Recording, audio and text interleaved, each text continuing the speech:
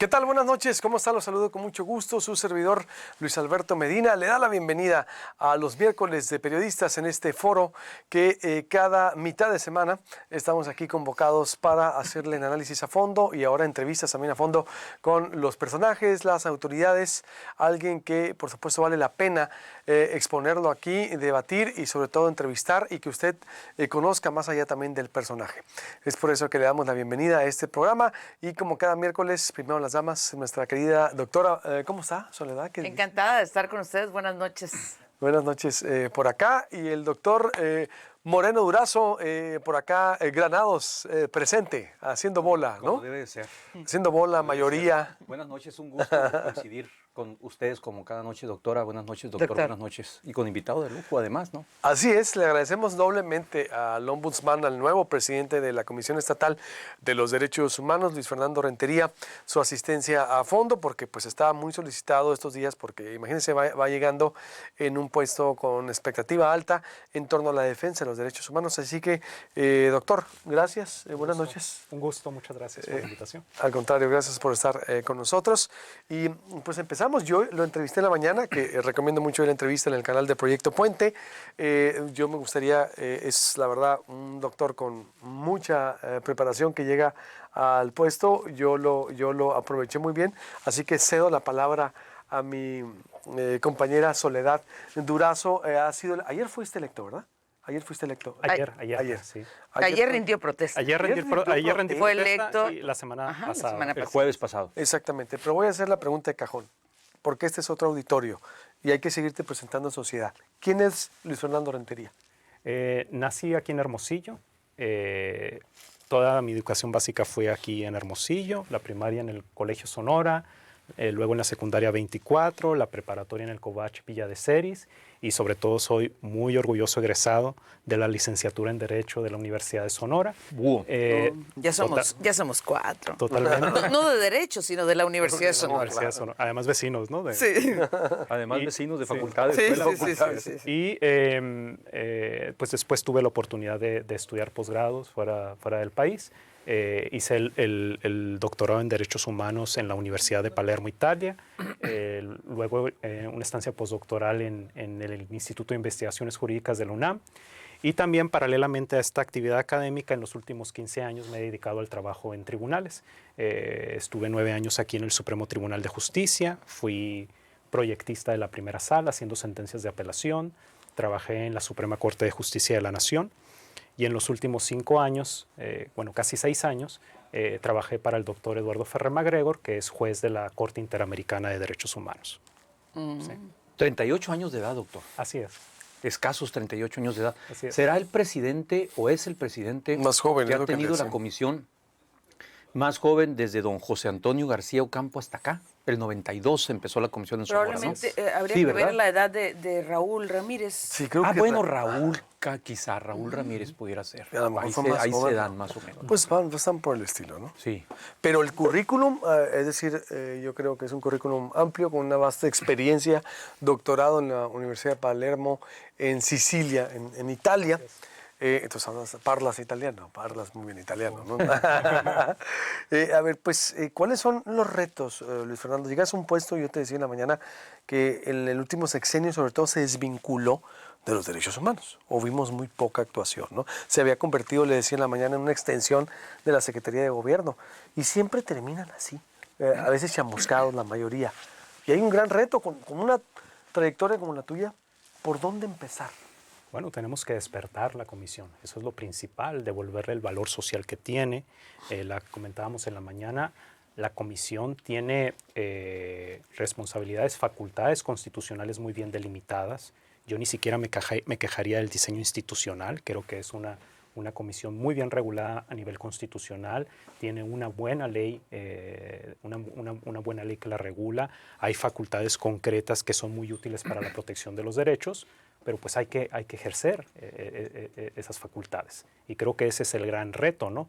Por primer lugar, esta labor educativa a través del ejercicio de estas facultades, mostrar a las personas en Sonora cuál es la verdadera función de una comisión de derechos humanos, ¿no?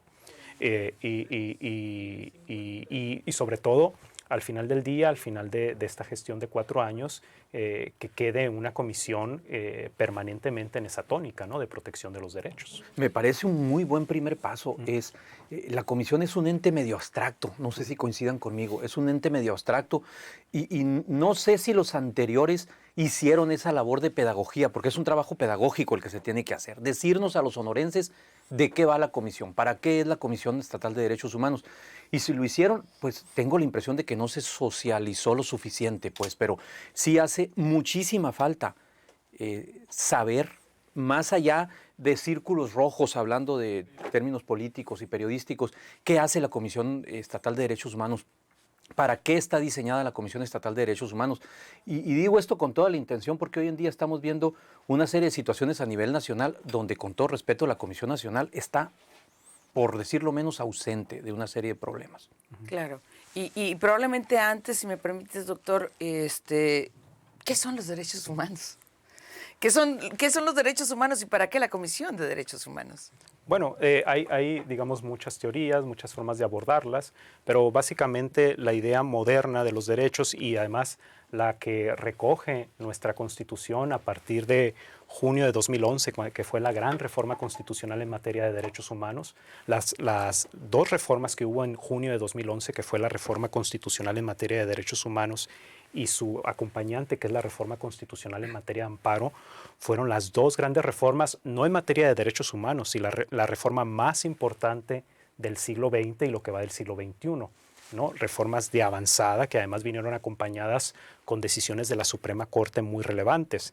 Y una de los grandes pasos que se dio en esa reforma constitucional de 2011 es que la Constitución establece que los derechos se reconocen, ¿no? No es la Constitución, no es el poder político el que concede bondadosamente derechos. La Constitución lo único que hace es reconocer derechos que ya están ahí, ¿no? Derechos subjetivos de las personas que tenemos por el solo hecho de ser personas. Creo que esa es la primera pauta para entender qué son los derechos, que son derechos de las personas por el solo hecho de ser personas, por la dignidad como elemento esencial de la personalidad del sujeto humano, que el Estado solo está en posibilidades de reconocer y no de otorgar, porque no depende de que el Estado los otorgue. Se reconocen porque las personas tenemos esos derechos por el solo hecho de ser personas. Sí. ¿Por dónde empezar? ¿Por dónde empezar? A ver, y retomo literal la frase que decía hace un momento. Hay que empezar por despertar a la Comisión de Derechos Humanos. Bueno, uno despierta a quien está dormido, ¿no? Entonces la Comisión está dormida, ha estado dormida la Comisión Estatal de Derechos Humanos. En mi opinión, sí. Tenemos que hacer, ya empezamos desde ayer, a reorganizar todo el aparato administrativo de la comisión y sobre todo estoy en estos momentos teniendo reuniones constantes. En estos 2 días ya tuvimos 4 o 5 reuniones con los visitadores, con la persona encargada de seguimiento de recomendaciones, de quejas, que es el corazón de la Comisión de Derechos Humanos. Los visitadores son los brazos de protección de los derechos que tenemos ahí. Hay personas ahí que en realidad están interesadas, tienen una vocación, pero no han tenido la oportunidad de salir, de mostrarse.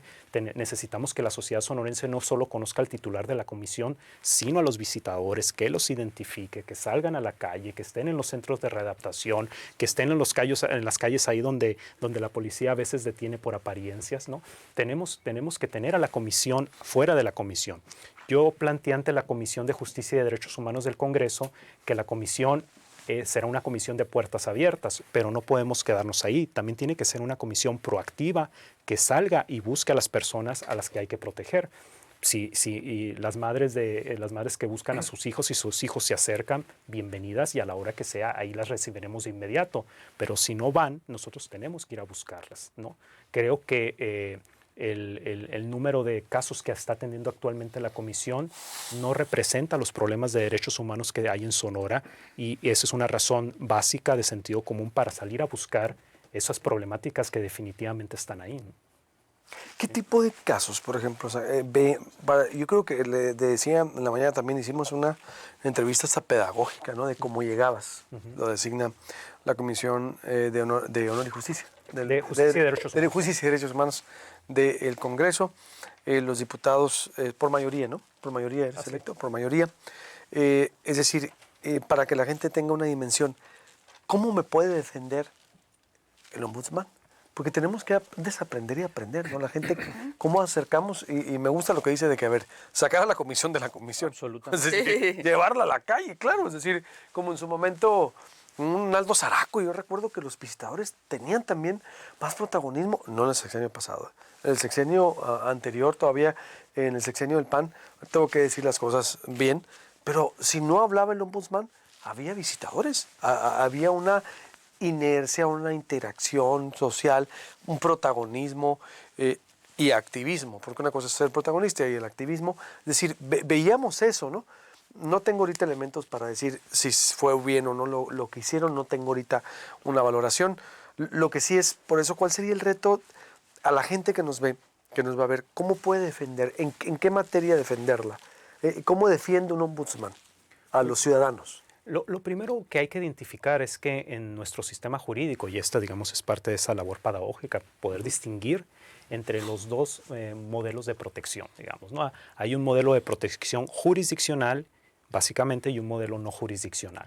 El modelo jurisdiccional se trata del juicio de amparo. El juicio de amparo es, por excelencia, el medio para proteger los derechos. Cuando un juez federal concede un amparo porque reconoce la vulneración de un derecho, tenemos una sentencia que se tiene que cumplir sí o sí. Es una decisión vinculante, ¿no?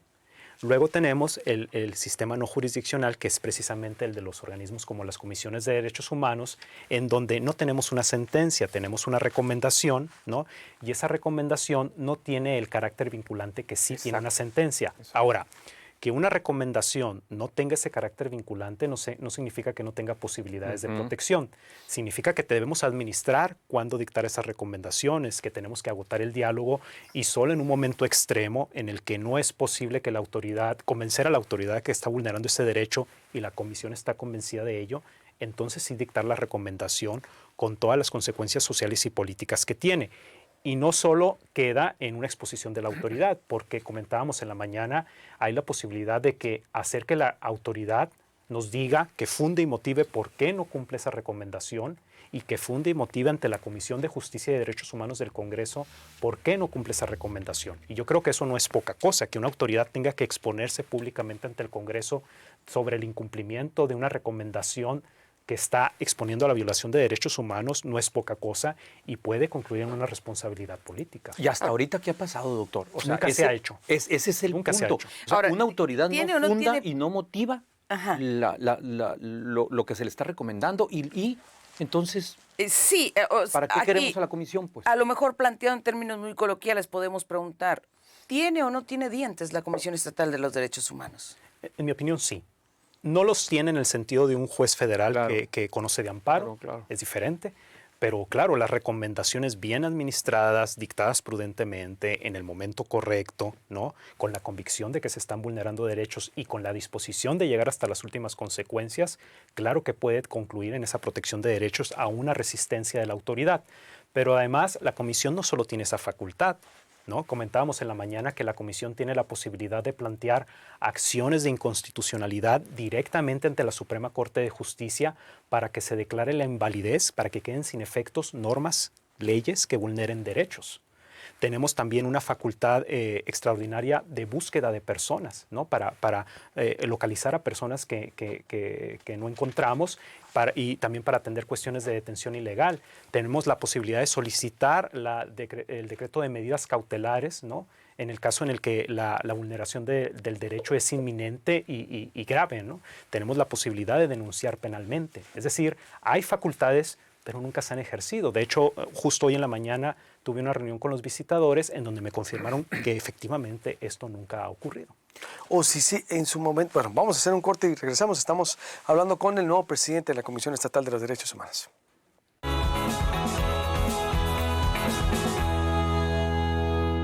Grupo Médico San José cuenta con hospitales en Ciudad Obregón, Hermosillo y el próximo hospital en San Carlos, Nuevo Guaymas, reafirmando su liderazgo en tecnología de vanguardia, servicios hospitalarios y el más grande equipo médico certificado.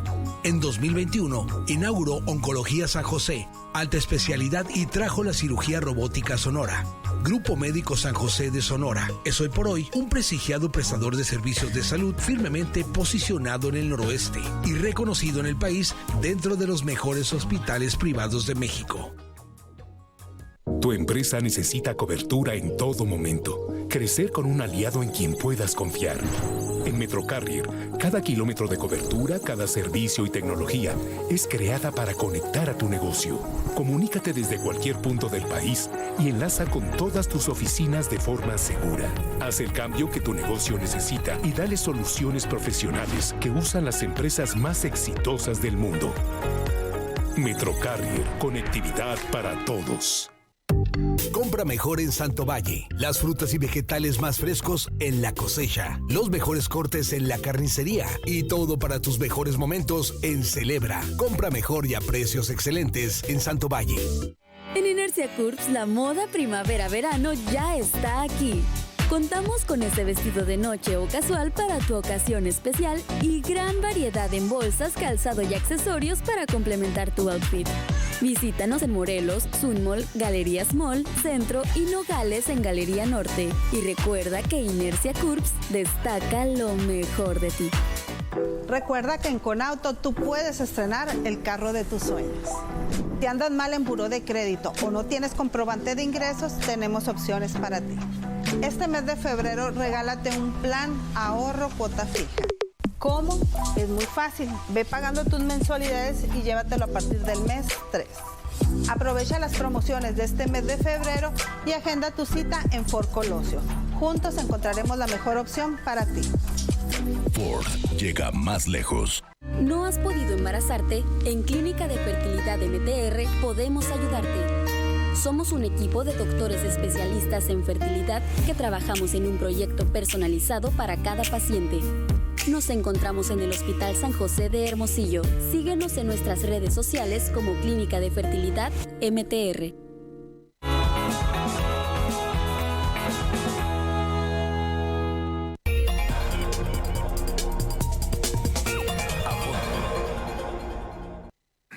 Volvemos, estamos aquí en A Fondo, en toda la plataforma de Proyecto Puente, la multiplataforma para Sonora y más allá de las fronteras, y en el 151 de Megacable, en el Megacanal. Soledad Durazo, Jesús Moreno y su servidor Luis Alberto Medina, platicando con el ombudsperson, exactamente, ombudsman. Es que se le quedó también así, sí. ¿no? Es ombudsperson.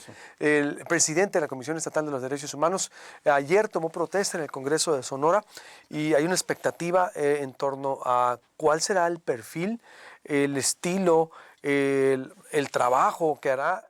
Me decía en la mañana, y de hecho así titulamos, no vas a defender los derechos, le decía yo, vas a ser el defensor de los derechos humanos de los funcionarios o de los ciudadanos, ¿no? Sí, porque es que siempre cuando topa con un funcionario, de repente, como decías, traes esa valoración en donde la comisión, fíjate, la pregunta interesante que le hizo Soledad, ¿tiene dientes la comisión? No solo tiene dientes, tiene colmillos, tiene mucho por herramientas legales cómo actuar. Es cuestión de hacerlas, de que el ciudadano sepa que si un funcionario, por eso te decía, si a alguien, en qué momento se pueden violar los derechos humanos y cómo puede defender, y nos diste una serie de ejemplos, o si puedes volver a exponerlos. Es decir, sí tiene muchos dientes y colmillos, por lo que veo. Sí. ¿Cómo defender al ciudadano? Sí, hay que distinguir, insisto otra vez, que no se trata del tipo de fuerza vinculante que tiene un tribunal. Obvio. No eres juez, pues. Pero, no, sí, pero claro, pero la comisión tiene una lógica, una razón de ser en la Constitución, no un complemento de esa protección de los Y derechos. un tiempo, doctor, se dijo que la comisión estaba para defender a los delincuentes. Creo que se ha modificado un poco esa percepción. Sí, y creo que es un poco de la percepción que, por ejemplo, también se tiene del amparo, ¿no? Que para muchos es un instrumento para evitar que los imputados pisen prisión o para evadir impuestos, ¿no? No, se trata de un instrumento protector de derechos. Lo mismo pasa con la comisión. Una persona, aunque sea imputada de un delito, acusada o incluso ya sentenciado, es una persona y tiene derechos. Tiene derechos mientras se le está investigando, mientras se le sigue un proceso y cuando ya es sentenciado y está cumpliendo una sanción. Y entiendo que eso pueda ser a veces despertar toda clase de suspicacias para las personas, para la sociedad, porque pues se trata de personas que han ofendido a la sociedad con la comisión de un delito, pero no dejan de ser personas que tienen que cumplir derechos básicos. La sanción penal es a lo mejor la privación de la libertad, pero no tiene por qué ir más allá. Y por eso es que la comisión debe de cumplir una función muy importante dentro de los centros de readaptación social para asegurar que sus derechos, los derechos que siguen teniendo esas personas, no sean vulnerados, ¿no? Yo creo que también ahí tal vez esta percepción ha disminuido porque de alguna manera como sociedad hemos avanzado en el entendimiento de que los derechos los tenemos todas y todos por el solo hecho de ser personas, ¿no? En el segmento anterior decía el ombudsperson que algo que me llama particularmente la atención. Cuando haya casos en el que se apruebe alguna norma que vulneren derechos humanos, las cosas pueden pasar y quedarse ahí. Pero decía, y a propósito de dientes o de colmillos, la comisión puede interponer un recurso, discúlpeme que no tengo Acción de inconstitucionalidad. una acción de una constitucionalidad revisión ante la Suprema Corte y echar abajo esa norma. Así es. A ver, casos concretos en el pasado reciente de Sonora donde se hayan aprobado leyes o normas que vulneren derechos humanos y la comisión, como dijo aquel clásico, ni los vio ni los oyó. Bueno, yo Lo creo dejó que pasar. el más reciente y el más emblemático es precisamente de las reformas que hubo en el sexenio pasado para obstaculizar el matrimonio igualitario. Ese es un caso muy concreto de normas. Pasa que la acción de inconstitucionalidad tiene un término, se debe interponer en 15 días. Entonces, a partir de que esa norma se publica, de que es del conocimiento de la comisión, empiezan a correr esos 15 días y si no se interpone, esa norma queda fija y ya no hay nada que hacer, solamente a través de amparo, que es un medio individual, pero claro, el problema del amparo es que condicionamos a que una persona tenga acceso a un abogado. El amparo es tal vez lo más técnico dentro de las Ya sería herramientas título jurídicas. personal, pues. En cambio, la acción de inconstitucionalidad tiene el efecto general, es decir, esa norma se expulsa del ordenamiento jurídico y ya no se puede aplicar a ninguna persona. Entonces, afortunadamente, pues en esta legislatura se logró concretar ese derecho. Ya incluso ya hemos sabido, ustedes saben, ¿no?, que hemos tenido ya los primeros casos de matrimonio igualitario ya concretados en el registro civil. Pero bueno, eso ocurrió porque el Congreso dio un revés a esas decisiones que se habían tomado anteriormente y esa decisión que se tomó anteriormente, la Comisión estuvo en posibilidades de revertirla a través de una acción de inconstitucionalidad planteada ante la Suprema Corte de Justicia. En su caso, hoy la comisión sí actuará en consecuencia, porque a mí no me queda claro, o bueno, más o menos me queda claro, pues, por qué los ombudsperson anteriores no actuaban en consecuencia. Sí, estoy seguro que sabían y conocían y conocen la normatividad y podían hacerlo. Entonces, yo tengo la impresión de la evidente relación o vinculación que pudiera haber con los titulares de la Comisión de Derechos Humanos, con los gobernadores o la gobernadora en turno. Aquí la pregunta es muy concreta. En el caso de usted, ¿cuál es la relación con el gobernador? ¿Cuál es su relación con el otro poder, con el poder legislativo? ¿Cómo llega a la titularidad de la Comisión de Derechos Humanos? ¿Hay compromisos? ¿No hay compromisos? Le digo con total honestidad, no conozco hasta este momento al gobernador del estado, nunca he estado cerca de él, nunca nos hemos dado un saludo, supongo que próximamente lo conoceré por una relación institucional, pero no lo conozco y además me parece que él mismo ha dado con esto una muestra de que en verdad está interesado porque en las instituciones se cumplan las funciones para las que están encomendadas, ¿no? Tal vez se puede lucubrar todas las cosas, ¿no? Pero yo de frente le digo, no conozco al gobernador. A mí me pareció que el proceso legislativo que concluyó con mi toma de protesta como titular de la comisión, me pareció que fue bastante concurrido, me pareció que fue transparente, me pareció que la comisión del Congreso que estuvo encargada de evaluar la trayectoria de todas las personas que participaron, los proyectos que presentamos de lo que creemos que debía hacerse en la comisión y las comparecencias que hicimos para contestar las preguntas a esa comisión, me pareció que fue muy profesional. Yo quiero pensar que lo que pesó al final del día fue ese proyecto que presenté, esa trayectoria y que lo que contesté a la Comisión de Justicia y Derechos Humanos cuando se me preguntó fue lo que consideraron valioso para que para iniciar esta nueva etapa en la comisión. Y creo, yo lo tengo que decir así, yo me siento muy complacido de esta actitud institucional, tanto del Poder Ejecutivo como del Poder Legislativo, en el que les puedo decir con total libertad, no hubo ninguna injerencia de ningún tipo, y creo que por eso en ese sentido debemos estar tranquilos. Ahora, eso no significa que yo venga con una actitud de confrontación imprudente, radical, ¿no? Lo importante no es aquí el protagonismo del presidente de la Comisión de Derechos Humanos para que vean qué tan valiente es por enfrentar a las costumbres del poder. Lo importante es que la protección de los derechos se concrete, y si la protección de los derechos se concreta negociando, dialogando, haciendo ver a las autoridades que la cuestión de derechos además es una cuestión de gobernabilidad propia, ¿no?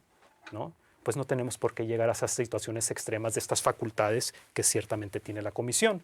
Pero en los casos extremos en los que la comisión tenga convicción de que ese derecho se está vulnerando y la autoridad no lo reconoce o incluso lo ignora, pues claro que tenemos que cumplir con esa función constitucional. Soledad. Alguien dijo alguna vez que si quieres conocer a una persona hay que darle poder. Evidentemente usted llega a un cargo de poder. ¿Cuál es su blindaje?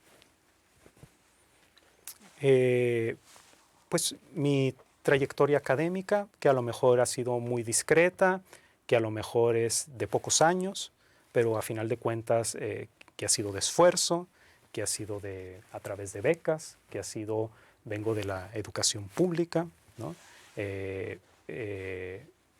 Mi familia, que siempre ha sido aquí Hermosillo, yo he hecho un compromiso, yo presenté al Congreso un proyecto de trabajo de lo que se hará y hacia dónde va la comisión. No cumplirlo para mí me pondría en una situación de 4 años de pena, de vergüenza, de no poder dar la cara a la sociedad, ¿no? Yo quiero terminar este periodo de 4 años y seguir dedicándome a la academia con dignidad, ¿no? Con la capacidad de dar la cara enfrente, y sobre todo tengo el anhelo de entregar una comisión funcional, que recupere su valor, que recupere sus funciones constitucionales, y sobre todo que después la presidenta o presidenta que llegue tenga que cumplir con esa, que se vea obligada a cumplir con esa función o incluso mejorarla. Pues. Blindaje también te referías a cómo no caer en la tentación de sucumbir ante el poder, decías tú. Sí. O de que el poder te absorba consuma, te seduzca. te consuma, Te ¿no? seduzca. Exacto, porque también a lo mejor puedes decir, está joven y el poder te puede... ¿Cómo evitar que te pervierta el poder? No, yo creo que hay que ser prudentes, estar tranquilos.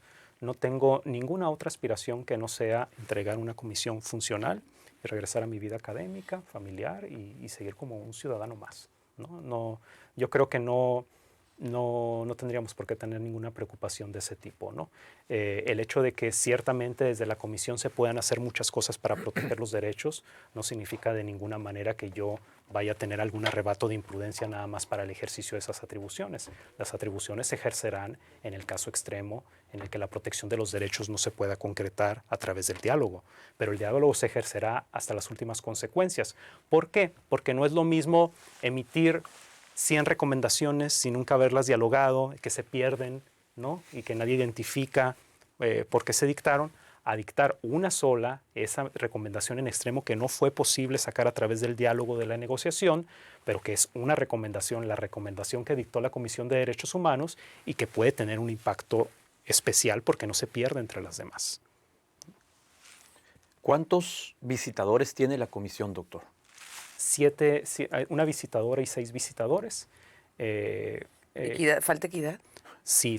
De hecho, tenemos que trabajar para encontrar un mecanismo para tener paridad de género. La situación con la que me he encontrado es que en las administraciones pasadas se despidió a personal sin respetar sus derechos básicos, y entonces varias personas, algunos incluso visitadores, renunciaron a la remuneración que merecen después de haber ganado sus juicios, ¿no? A cambio de su reinstalación, ¿no? Personas pues, que tuvieron ahí digamos un respeto institucional, porque pues, la comisión no tenía forma de pagar esas indemnizaciones, y que están ahí, ¿no? Y que luego son personas también valiosas, ¿no? Pero sí, de alguna manera tenemos que encontrar la forma de tener un trabajo, un equipo con paridad de género, que yo creo que es una cuestión de ética elemental para la Comisión de Derechos Humanos. Vamos a hacer un corte y seguimos. Cerramos el último corte con el nuevo presidente de la Comisión Estatal de los Derechos Humanos.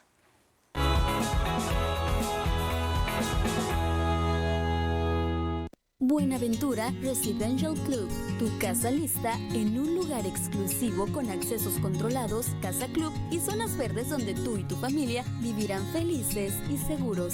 El mejor lugar para vivir con diseños innovadores y amplios espacios para ti. Llama ya y agenda tu cita en el 6629-488732, porque elegancia es sinónimo de Buenaventura Residential Club. Farmacias ISA te ofrece una amplia variedad de medicamentos de patente, marca propia y genéricos, así como vitaminas, productos para tu higiene y cuidado personal, soluciones para tu bebé y muchos productos más. Aprovecha nuestras super ofertas imperdibles y solicita tu tarjeta de lealtad. Farmacias ISA está en tu salud. Detecta enfermedades de manera oportuna. CIMA-Prevent es un estudio preventivo basado en imagen de resonancia magnética de alta precisión. Nuestro grupo de expertos realizan un diagnóstico certero, ofreciendo atención integral, orientación, cuidado y acompañamiento. Agenda tu estudio hoy, 6622-590958. Descarga la app Arco México en tu celular. Crea tu usuario de manera sencilla, ingresando nombre y número telefónico. Genera el código QR y muéstralo al despachador. Y empieza a disfrutar de los grandes descuentos y recompensas que Arco tiene para ti. Descubre la nueva forma de cargar gasolina. Baquetonazos y baquetonazas ya lo saben. La nueva forma de cargar gasolina es utilizando la aplicación Arco México. Arco, gasolina calidad top tier. Mayor rendimiento al menor costo. La grandeza se da con los años, pero sobre todo con el esfuerzo, con la dedicación de cientos de colaboradores y la confianza de nuestros clientes. Comestibles Maldonado, 45 años de compartir lo natural en ti. Contacta y cotiza al teléfono 6622-898950. Dona al Banco de Alimentos. Cafenio Expresa es un proyecto que busca mostrar el talento de los artistas, brindando un espacio muy especial dentro de sus cafeterías. Tú puedes expresar tus ideas en una de las bardas para darle vida a los murales de Cafenio. Inspírate y conecta tu arte con la comunidad y el mundo del café. Entra a expresa.com.mx y participa.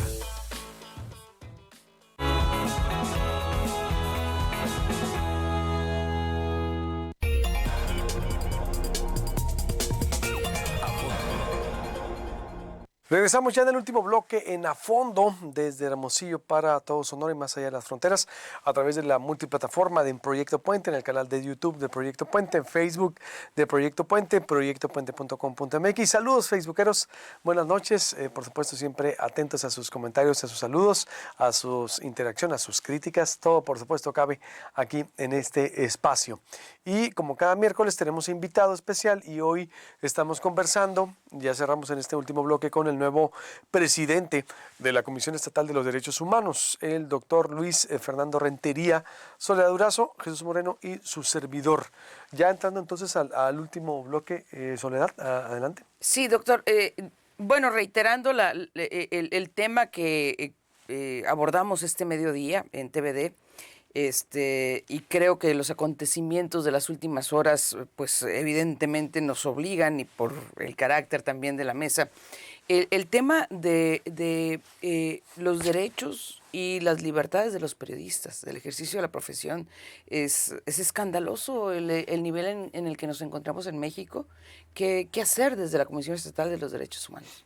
Bueno, tenemos planteamientos muy concretos, pero como sucede también con la atención de otros grupos, creo que cualquier tipo de acción y de protocolo que se vaya a seguir, de acciones concretas que vaya a seguir la Comisión de Derechos Humanos, en el marco de sus competencias, desde luego, tiene que venir de la mano del diálogo con los propios periodistas, ¿no? tenemos que sentarnos, platicar, construir ese protocolo en conjunto. Nosotros tenemos los puntos de partida, tenemos además lineamientos muy concretos que se han dictado desde los tribunales internacionales. Las sentencias que dicta la Corte Interamericana de Derechos Humanos, aunque se emita contra otros países, son obligatorias para el Estado mexicano, y obligatorias para el Estado mexicano significa que son obligatorias para el Poder Legislativo, para que haga las reformas pertinentes para que se adecuen a esas sentencias, son obligatorias para el Poder Ejecutivo, son obligatorias para el Poder Judicial y desde luego son obligatorias para las comisiones de derechos humanos. Entonces tenemos parámetros muy claros de cuál es las vías de protección a los periodistas que lamentablemente en este contexto grave de violencia que estamos viviendo en México son definitivamente un grupo de vulnerabilidad y tenemos que trabajar juntos, desde luego con el resto de las autoridades, con el resto de los poderes para detener esto, ¿no? Esto que es efectivamente muy grave, ¿no? ¿Cómo se imagina ese procedimiento? Es decir, ¿está pensando en alguna reunión con grupos de periodistas? ¿Cómo Sí. ¿cómo tendría que fluir eso? De hecho, parte de las reuniones que hemos tenido en estos 2 días con los visitadores es precisamente para hacer esa lista de personas que vamos a convocar, ¿no? Amplia, ¿no? para sentarnos a trabajar inmediatamente en eso. Creo que es un tema urgente. Desde mi comparecencia ante la Comisión de Justicia y Derechos Humanos, si ustedes la revisan, el tema de los periodistas fue mencionado entre los grupos de vulnerabilidad, ¿no? Junto con las mujeres que son víctimas de violencia, las personas migrantes, las personas que luchan por sus derechos sexuales y reproductivos. O sea, son grupos en estado de vulnerabilidad precisamente por la profesión que desarrollan, un grupo de vulnerabilidad además que están en una circunstancia muy similar y los parámetros de protección son muy similares a las de las personas defensores de derechos, ¿no? Que son precisamente, pues, exactamente la misma circunstancia que debemos atender. Creo que incluso en un momento dado, después de tener esas reuniones concretas con periodistas y luego reuniones concretas con personas defensores de derechos, yo estoy percibiendo que creo que vamos a hacer un protocolo común, ¿no? Con estos 2 grupos, porque se tratan precisamente de vulnerabilidades muy similares, ¿no? Periodistas y personas defensoras de los derechos. ¿Qué grupo de la sociedad te preocupa? Digo, ya los enumeraste, pero ¿hay algún tema que sea del interés o que no se haya visto, por ejemplo, del que vayas a empezar a retomar? Estoy muy preocupado por el tema de violencia de género. Es gravísimo. Tenemos seis municipios alertados.